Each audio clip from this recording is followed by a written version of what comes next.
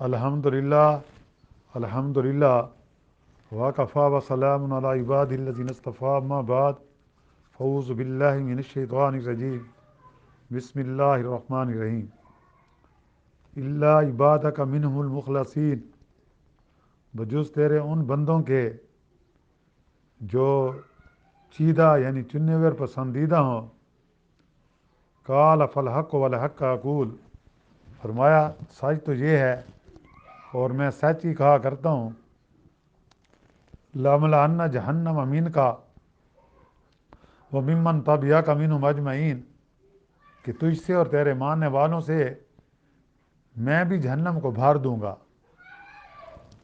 قُلْ مَا أَسْأَلُكُمْ عَلَيْهِ مِنْ أَجْرٍ وَمَا أَنَا مِنَ الْمُتَكَلِّفِينَ، کہہ دیجئے کہ میں تم سے اس پر کوئی بدلہ نہیں طلب کرتا اور نہ میں تکلف کرنے والوں میں سے ہوں۔ اِنْ هُوَ إِلَّا ذِکْرٌ لِلْعَالَمِينَ، یہ تو تمام جہان والوں کے لیے سراسر نصیحت اور عبرت ہے۔ وَلَتَعْلَمُنَّ نَبَأَهُ بَعْدَ حِینٍ، یقیناً تم اس کی حقیقت کو کچھ ہی وقت کے بعد صحیح طور پر جان لوگے۔ سبحان ربک رب العزت عما یصفون وسلام علی المرسلین والحمد للہ رب العالمین۔ اللہم صلی علی سیدنا محمد وعلی آلہ وصحبہ وسلم۔ پارہ 30واں، سورۃ صاد کی آخری آیات مبارکہ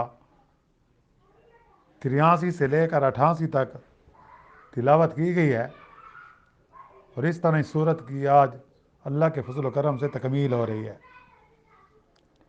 جیسا کہ گزشتہ درس میں ذکر آ رہا تھا حضرت آدم علیہ السلام کی تخلیق کا اور شیطان کا، ابلیس کا، کہ اللہ تعالیٰ نے جب فرشتوں سے فرمایا کہ میں ایک ایسی چیز بنانے والا ہوں، ایک ایسی مخلوق پیدا کرنے والا ہوں جسے میں مٹی سے بناؤں گا اور اس میں روح پھونکوں گا، اور جب میں روح پھونک لوں تو تم نے اس کا سجدہ کرنا ہے۔ کیا کرنا ہے؟ سجدہ کرنا ہے۔ تو چنانچہ سب فرشتوں نے سجدہ کیا حضرت آدم علیہ السلام کا، لیکن شیطان نے سجدہ نہ کیا، تو وہ اللہ تعالیٰ کی بارگاہ میں مردود ہو گیا، لعنتی بن گیا ہمیشہ ہمیشہ کے لیے، اور عزازیل جو اس کا لقب تھا اس سے وہ ابلیس بن گیا۔ ابلیس کا مطلب یہ ہے، ابلیس کا جو معنی ہے کہ ہمیشہ ہمیشہ سے اللہ تعالیٰ کی رحمت سے مایوس ہو جانا، یعنی اسے یہ پھر بالکل، یعنی اسے یہ امید ہی نہیں ہے کہ اب میری بخشش ہوگی۔ تو ابلیس اس لیے اس کو لقب ملا کہ وہ اللہ تعالیٰ کی رحمت سے ہمیشہ ہمیشہ مایوس ہو گیا۔ اب اس دوران اس نے اللہ تعالیٰ سے مہلت مانگ لی، مردود تو میں ویسے بھی بن گیا ہوں، مجھے کچھ مہلت مل جائے۔ تو اللہ نے مہلت دے دی۔ اس نے کہا کہ مجھے قیامت تک مہلت دی جائے، لیکن اللہ نے کہا کہ نہیں، تمہیں مہلت ہے لیکن ایک متعین وقت کے دن تک، اور وہ متعین وقت کون سا ہے وہ اللہ خوب جانتے ہیں، اللہ ہی کو معلوم ہے کہ وہ متعین وقت کون سا ہے۔ جب اللہ نے اس کو مہلت دے دی تو اس خبیث نے کیا کہا؟ اللہ سے کہا تیری عزت کی قسم، میں ان کو یقیناً بہکاؤں گا، ان کو غلط راستے پر ڈالوں گا، میں ان کو گمراہ کروں گا، میں ان کو حق بات تسلیم نہیں کرنے دوں گا۔ اور پھر اللہ سے یہ بھی کہنے لگا لیکن اس میں مجھے ان لوگوں کے بارے میں ناکامی ہوگی جو تیرے مخلص بندے ہیں، جو تیرے چیدہ بندے ہیں، جو تیرے پسندیدہ بندے ہیں، ان پر میرا زور نہیں چلے گا۔ اللہ اور یہ بھی کہا کہ یہ سچ ہے، میں سچ ہی کہا کرتا ہوں۔ تو اللہ نے اس کا جواب کیا دیا؟ اللہ نے اسے فرمایا کہ تجھ سے اور تیرے تمام ماننے والوں سے میں بھی جہنم کو بھار دوں گا۔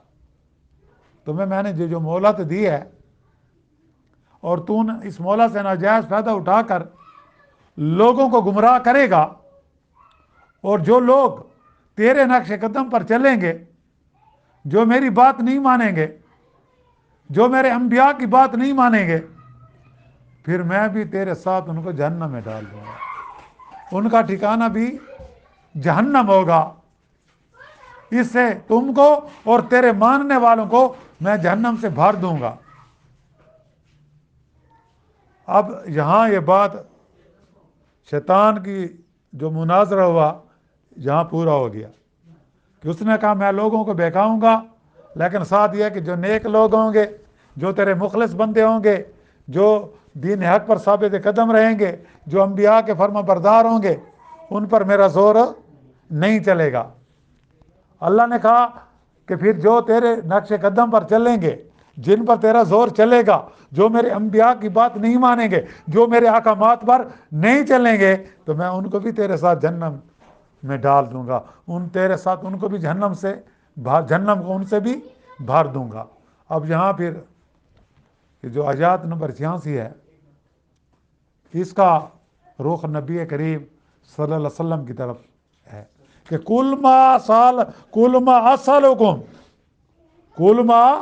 اسالکم علیہ من اجرین وما انا من المتکلفین، کہ اے نبی کریم صلی اللہ علیہ وسلم کہہ دیجئے کہ میں تم سے اس پر کوئی طلب نہیں کرتا، میں تم سے کوئی اجر نہیں حاصل کرنا چاہتا، مجھے تم سے کوئی ایوارڈ لینے کی ضرورت نہیں ہے، اور نہ میں تکلف کرنے والے میں سے ہوں۔ یعنی میرا کام یہ دعوت تبلیغ ہے، میرا مشن اللہ کے احکامات کو پہنچانا ہے، میں اپنی مرضی سے یہ نہیں پہنچا رہا، مطلب کہ مجھے اللہ نے چن لیا، اللہ نے مجھے خاتم النبیین بنایا، اللہ نے مجھے خاتم رسول بنایا، اللہ نے مجھ پر ختم نبوت کا تاج رکھا، اللہ نے مجھے یہ ذمہ داری سونپی کہ میں تم کو شرک سے نکال کر، برائیوں سے نکال کر، بدکاریوں سے نکال کر سیدھے راستے پر ڈالوں، اس پر میں تم سے کوئی اجر نہیں لینا چاہتا۔ میرا اجر کس کے ذمہ ہے؟ اللہ تعالیٰ کے ذمہ ہے، مجھے اس کا اجر میرا اللہ دے گا۔ یعنی میں اپنی طرف سے کوئی باتیں گھاڑ کر منسوب تمہیں نہیں سنا رہا، بلکہ میں تو وہی کہتا ہوں جو مجھے اللہ کی طرف سے حکم ملتا ہے، جیسے کہ سورۃ نجم میں وما ینطق عن الہویٰ ان هو الا وحی یوحیٰ، کہ آپ ان کو کہہ دیں کہ میں اپنی مرضی سے نہیں بولتا، بلکہ جو مجھے اللہ کی طرف سے وہی آتی ہے میں وہ پہنچاتا ہوں۔ تو یہاں یہی ہے کہ کہیں تم یہ سمجھ رہو کہ میں اپنی سرداری قائم کرنے کے لیے، میں خود کو نمایاں کرنے کے لیے، میں شہرت حاصل کرنے کے لیے یہ باتیں اپنی طرف سے گاڑ رہا ہوں، نہیں، میں تو وہ پیغام پہنچا رہا ہوں جو اس ذمہ داری کو، اس فریضے کو ادا کر رہا ہوں جو اللہ نے مجھ پر ڈالا ہے، جس کی ذمہ داری اللہ نے مجھے سونپی ہے۔ تو حضرت عبداللہ ابن مسعود رضی اللہ عنہ فرماتے تھے کہ جس کو کسی بات کا علم نہ ہو اور اس کی بابت اس سے کہہ دینا چاہیے کہ اس کا علم اللہ کو ہے، میں نہیں جانتا، اس کا علم اللہ کو ہے، میں نہیں جانتا، اس میں کوئی سبکی کی بات نہیں ہے۔ اور اس لیے کہ اللہ نے اپنے پیغمبر کو کہا کہ فرما دیجئے وما انا من المتکلفین، وما انا من المتکلفین، علاوہ ازیں سے عام معاملات زندگی میں بھی تکلف اور تصنع سے اجتناب کا حکم ملتا ہے۔ یعنی فخر نہیں کرنا چاہیے، تکبر نہیں کرنا چاہیے، لوگوں کے آگے اپنے آپ کو بڑا عالم، بڑا اسکالر، بڑا دانشور ثابت نہیں کرنا چاہیے، بلکہ عاجزی اختیار کرنی چاہیے۔ آج بدقسمتی سے ہمارے زندگی کے جتنے بھی شعبے ہیں، جو بھی جس شعبے سے تعلق رکھتا ہے، مختلف شعبے ہیں، وہ سب جو اس کے ساتھ جڑے ہوئے ہیں، جن کو کوئی خاص مقام حاصل ہے تو وہ کیا کہتے ہیں میں ہوں۔ تو اللہ تعالیٰ اس تکبر سے ہم کو بچا کر رکھے۔ اس طرح تکلف سے منع کیا گیا ہے، یعنی تکلف سے مراد کہ اپنے آپ کو بڑا بنا کر پیش کرنا، تکبر جی میں سب سے بڑا عقل مند ہوں، تو یہ اللہ تعالیٰ کو بات پسند نہیں ہے۔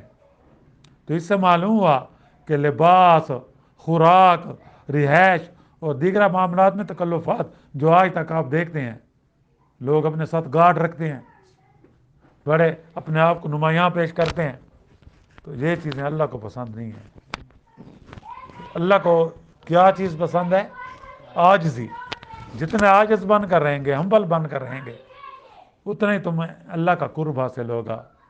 اور جو آدمی تکبر کرتا ہے تو اللہ نے فرمایا کہ تکبر میری چادر ہے، جس نے اس کو اوڑھنے کی کوشش کی نا، میں اس کو بھسم کر دوں گا۔ تو اللہ تعالی ہم سب کو تکبر سے، حسد سے، غیبت سے، نفرت سے، ان تمام برائیوں سے بچا کر رکھے جس سے اللہ کی ناراضگی ہوتی ہے، اور ہر وہ عمل ہمیں اللہ تعالیٰ کرنے کی توفیق دے جس سے ہمارا اللہ ہم سے خوش ہوتا ہے، جس سے اللہ ہمارا راضی ہوتا ہے، جس سے ہمیں اللہ کی محبت حاصل ہوتی ہے، جس سے ہمیں اللہ کی معرفت حاصل ہوتی ہے۔ اللہ تعالیٰ ہمیں ایسا بنا دے۔ اور اس طرح پھر یہ ہے کہ یہ جو قرآن مجید ہے، جو نبی کریم صلی اللہ علیہ وسلم پر نازل ہوا ہے، یہ تمام جہان والوں کے لیے نصیحت ہے، یہ ہمارے ایک ضابط حیات ہے، یہ ہمیں زندگی گزارنے کا ڈھنگ بتاتا ہے، یہ ہمیں زندگی گزارنے کے طریقے بتاتا ہے، یہ ہماری زندگی کے ہر شعبے میں رہنمائی کرتا ہے۔ لیکن آج ہم مسلمانوں نے کیا کر دیا، اس کو صرف ثواب کی خاطر پڑھتے ہیں کہ مجھے نیکیاں ملیں گی، یہ پتہ نہیں ہے جو ہمارا عمل ہے اس کے خلاف جا رہا ہے۔ کیوں کہ قرآن ہم پڑھتے تو ہیں لیکن سمجھتے نہیں ہیں۔ تو اللہ تعالیٰ سے دعا ہے کہ اللہ تعالیٰ ہمیں قرآن کی سمجھ بھی عطا فرمائے۔ اور بدقسمتی یہ ہے کہ کچھ علماء ہمارے ایسے ہیں جو کہتے ہیں کہ ترجمہ مت پڑھو۔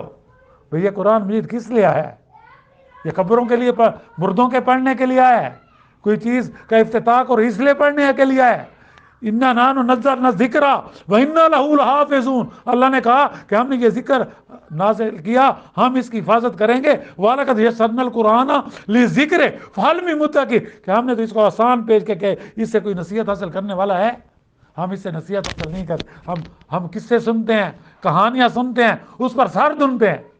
یہ بھی ہماری بدقسمتی ہے کہ اللہ تعالیٰ ہمیں قرآن کی صحیح سمجھ عطا فرمائے اور اس پر عمل کرنے کی توفیق عطا فرمائے۔ یعنی یہ قرآن، یہ وحی، یہ وہ دعوت جو ہم میں پیش کر رہا ہے دنیا بھر کے انسانوں کے لیے، جنات کے لیے نصیحت ہے۔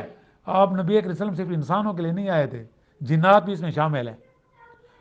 اللہ تعالیٰ نے فرمایا نا کہ وَمَا خَلَقْتُ الْجِنَّ وَالْإِنسَ إِلَّا لِيَعْبُدُونَ، کہ میں نے انسان اور جنوں کو محض اپنی عبادت کے لیے پیدا کیا۔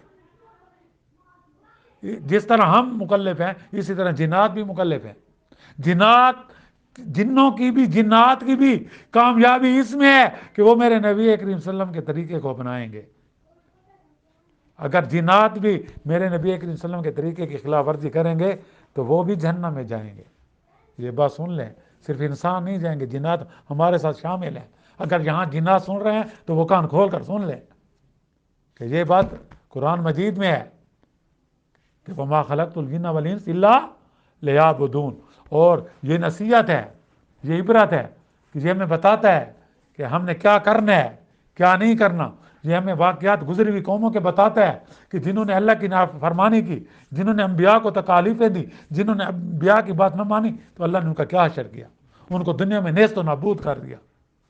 اور یقیناً اب جو اس حقیقت کو نہیں مانے گا، مرنے کے بعد اس کے سامنے حقیقت عیاں ہو جائے گی، وہ جان لے گا، پھر پچھتائے گا، پھر اس پچھتاوے کا کوئی فائدہ نہیں ہے۔ یعنی قرآن نے جن چیزوں کو بیان کیا ہے، جو وعدے وعید کیے ہیں، ان کی حقیقت اور صداقت بہت جلد تمہارے سامنے آ جائے گی۔ چنانچہ اس کی صداقت اس دنیا میں بھی اللہ نے دکھا دی کہ کفار مکہ نے نبی کریم صلی اللہ علیہ وسلم کی مخالفت کی، ابو جہل نے مخالفت کی تو بدر میں کیا ہو گیا، ہلاک ہو گئے، ان کے 70 بڑے بڑے سردار مارے گئے۔ اسی طرح حدیث میں آتا ہے کہ رسول اللہ صلی اللہ علیہ وسلم ہر رات سورۃ بنی اسرائیل اور سورۃ زمر کی تلاوت فرماتے تھے تاکہ جو ہے نا اس پر غور و فکر ہو۔ تو اللہ تعالیٰ سے دعا ہے کہ اللہ تعالیٰ میں دین کی سمجھ عطا فرمائے۔ اللہ تعالیٰ کا شکر ہے کہ آج ہماری سورۃ صاد مکمل ہو گئے۔ انشاءاللہ کل ہم سورۃ زمر کا آغاز کریں گے۔ اللہ تعالیٰ سے دعا ہے کہ یہ درس کا سلسلہ تا قیامت جاری رہے اور اللہ تعالیٰ اس کو قبول کرے اور ہمارے لیے یہ نجات کا ذریعہ بنائے۔ وآخر دعوانا الحمدللہ رب العالمین۔ ربنا آتنا فی الدنیا حسنۃ وفی الآخرۃ حسنۃ وقنا عذاب النار۔ صلی اللہ تعالیٰ علی خیر خلق محمد وآلہ وصحبہ برحمتک یا